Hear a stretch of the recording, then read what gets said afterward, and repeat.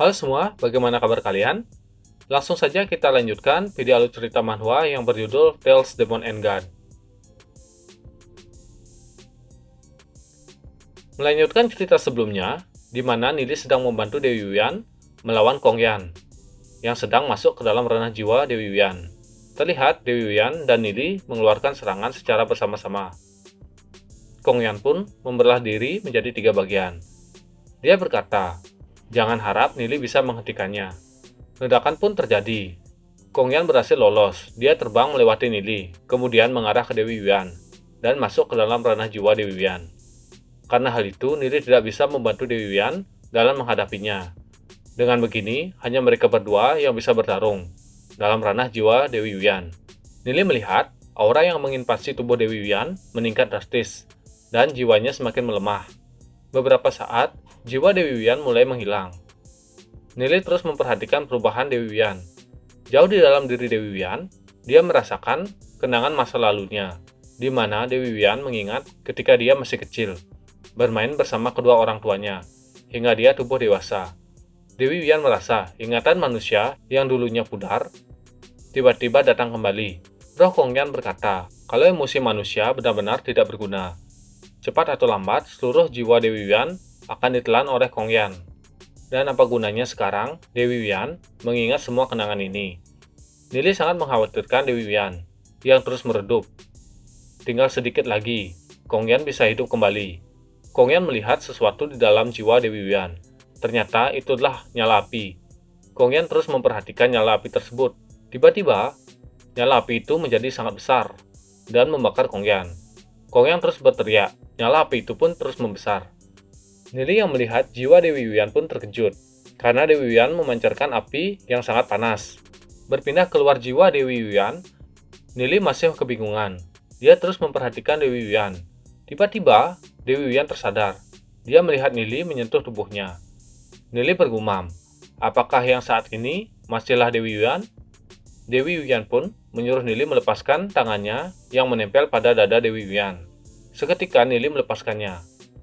Nili merasa kalau saat ini masihlah Dewi Yuan, tapi kenapa dia menjadi sedikit aneh. Nili pun bertanya kepada Dewi Yuan, apakah dia tidak apa-apa dan kemana jiwa yang sebelumnya menyerang Dewi Yuan? Dewi Yuan menjawab, kalau roh itu sudah terbakar oleh api kehidupan milik Dewi Yuan. Jadi sekarang dia sudah baik-baik saja. Nili juga merasakan kalau roh itu sudah terbakar. Karena sudah tidak ada masalah, Nili akan melanjutkan latihannya. Dewi Yuan bergumam. Dari kenangan masa lalunya, dia menyadari kalau dirinya bukan berasal dari dunia ini. Siapa dia sebenarnya, dan dari mana asalnya. Saat kekuatannya sudah kembali, Dewi Yuan akan meninggalkan dunia ini untuk mencari tahu asal-usulnya.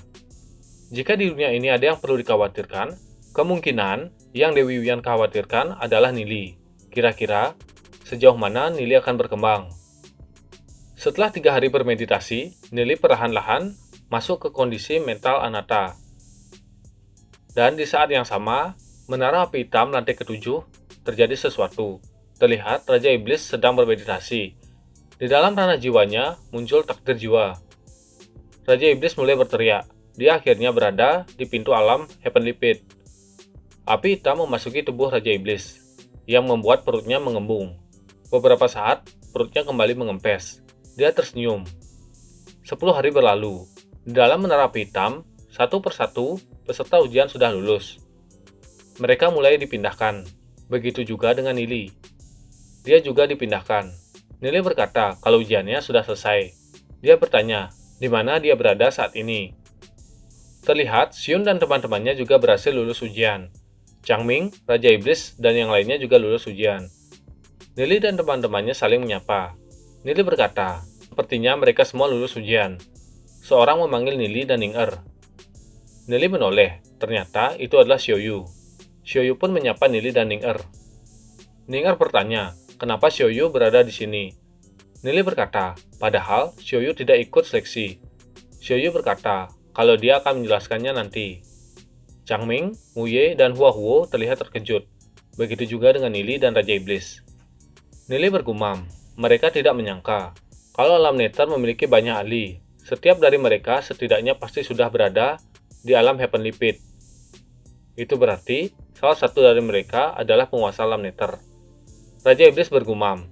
Akhirnya, setelah sekian lama, dia berhasil ke alam reruntuhan drakonik. Seseorang berkata, dia menyampaikan kalau dirinya adalah penguasa alam nether, yang para peserta sudah tanyakan. Para peserta merasakan kalau aura penguasa alam nether sangat mencekam.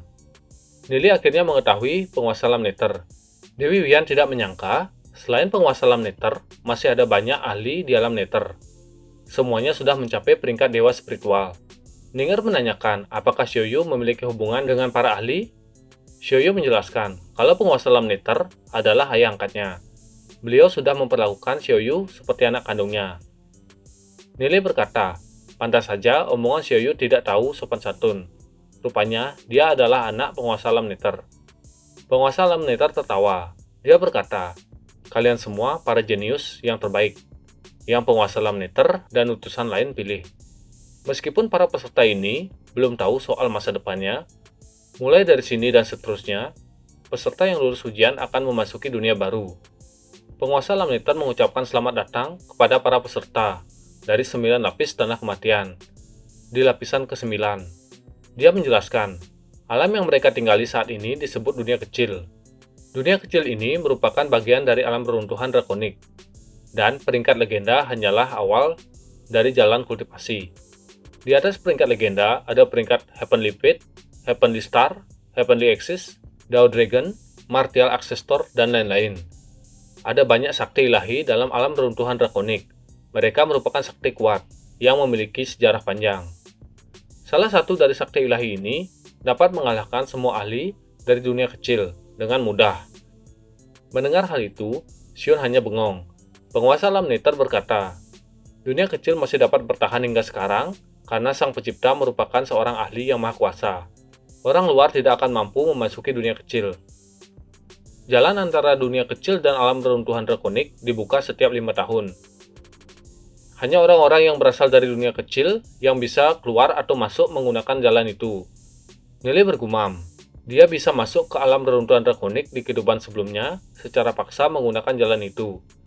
Penguasa alam nether kembali berkata, bahwa ahli yang berada di sampingnya juga berasal dari dunia kecil, sama seperti penguasa alam nether. Para peserta yang ada di tempat ini sudah dipilih menjadi murid.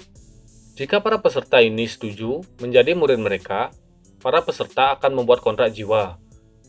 Penguasa alam nether dan para utusan akan membawa kontrak jiwa tersebut ke alam reruntuhan drakonik untuk memasuki semua jenis sakti ilahi, di mana para peserta akan mendapat kesempatan untuk belajar teknik kultivasi terkuat lainnya, serta menjadi seorang ahli yang tiada tara.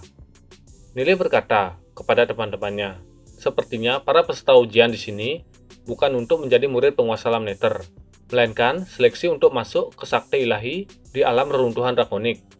Jose bertanya, apakah mereka harus pergi ke alam reruntuhan drakonik? Nili menjawab, tentu saja, mereka harus pergi ke sana. Kalau tidak, mereka tidak akan bisa melindungi kota Glory dalam beberapa tahun. Nili berkata, kalau Raja Iblis dari Serikat Kegelapan berada di antara para peserta. Kalau Nili dan teman-temannya tidak pergi ke sana sekarang, maka saat Raja Iblis kembali dari alam reruntuhan drakonik, dia bisa dengan mudah menghancurkan kota Glory. Lupia berkata, karena mereka akan pergi cukup lama, mereka belum sempat berpamitan kepada orang tua mereka. Nili berkata, kalau para ahli itu sudah memikirkan hal ini, untuk memberikan waktu bagi para peserta untuk kembali ke rumah.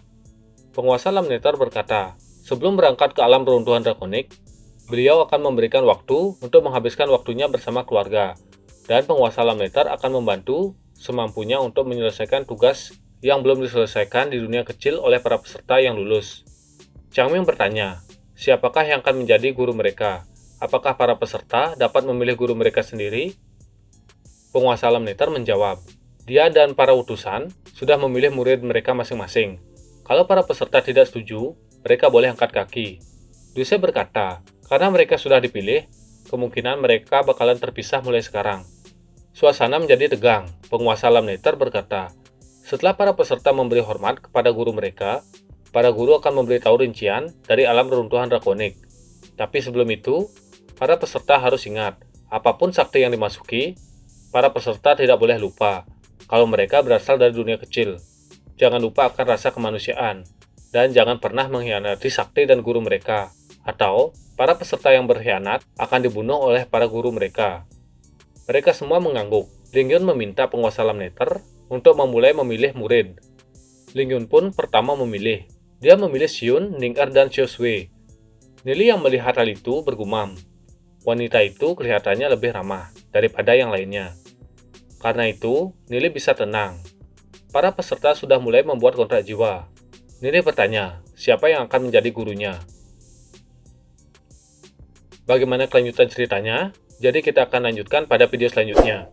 Jangan lupa like, komen, dan subscribe. Terima kasih.